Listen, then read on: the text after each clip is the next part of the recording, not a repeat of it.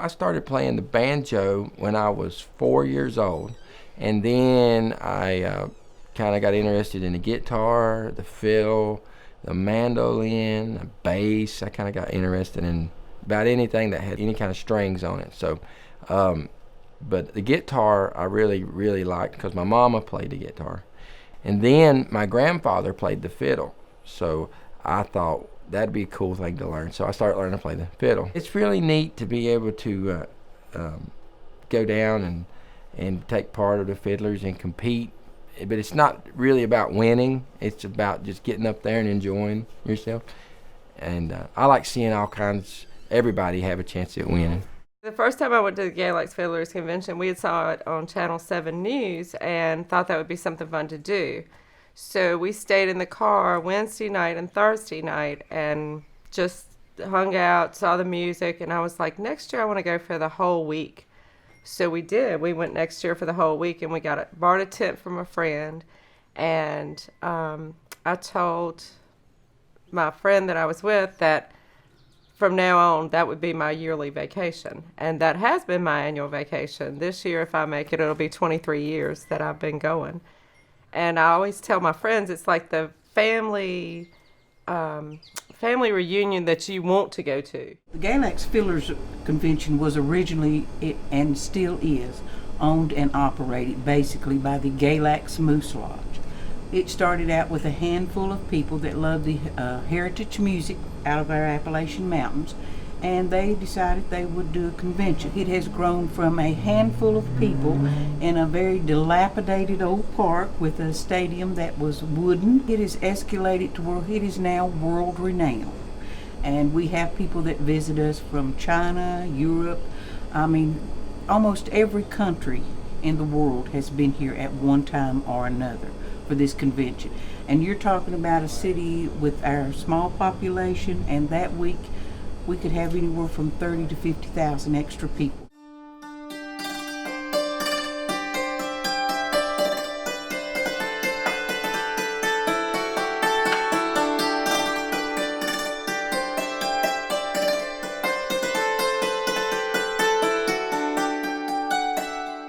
First few years I didn't compete because I really didn't have an instrument that I played, but later on I got a hammered dulcimer, and they were allowing hammered dulcimer competition, and so I started competing. And the first time I competed, it was horrible because I'd never played on stage, and they put a microphone right over the top of the dulcimer, so it worked out fine when I was playing the lower level, but when I went to hit the top note, I hit the microphone, and it sounded like a bomb had exploded in the entire place.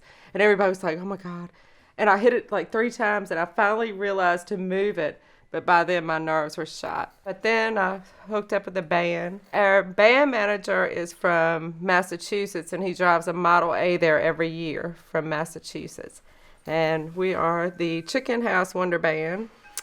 And we are people that know each other not any during the year. We just meet up at Galax and we get up on stage and play, and we have the best time, and we're like lifelong friends just because of that competition. The band competition, you have to play Friday and Saturday night. Then on Saturday they have a flatfooting competition and a folk music competition. There's flatfooting and there's clogging. Clogging is more of an organized, I would say, dance that people learn. It's the same thing as line dancing as opposed to going out there dancing as a group. Flatfooting, I would say you just kind of feel it in your soul, and it works itself out in your feet. Where clogging, usually it's you take classes, and it's a group dance. I have seen people in their 80s flatfoot, and they still have it.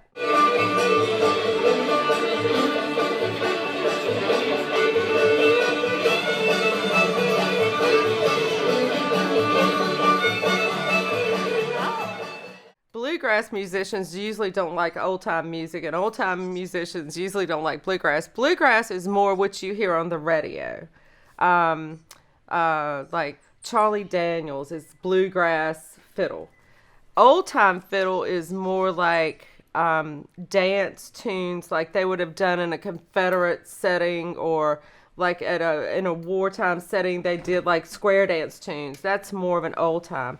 They have a claw hammer banjo and a bluegrass banjo. Bluegrass banjo, you play with picks and you use your fingers like Earl Scruggs. Back when I was young, like 8, 9, 10, 11, 12 years old, they just had one award, and it was the youngest, and I would win it. I've got was actually some trophies, in a few of the trophies in here that I won. That, you know, I was just a little kid carrying this big trophy, and it was the greatest thing because it really inspired me to really want to keep doing it. The best thing they ever did was several years ago when they added the youth contest, and they started doing that on Monday nights, and now they have bigger crowds on Monday than they do on Tuesday, Wednesday, and Thursday.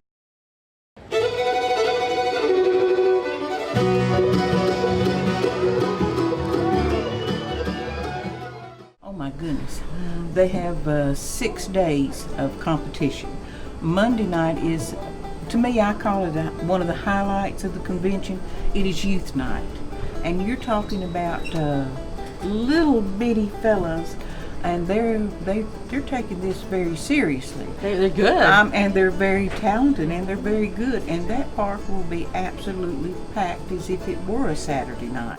So many talented musicians, and at first they didn't have the children's competition. That's on Monday night now, but that's my favorite part because it is so many talented babies that are playing, and then I've seen them like grow up, and like Stevie Barr and all of those talented kids, they grow up to be like super musicians that are on Blue Ridge TV and PBS, and you know, they're just so talented, and they just started out at Galax. That's just huge to me.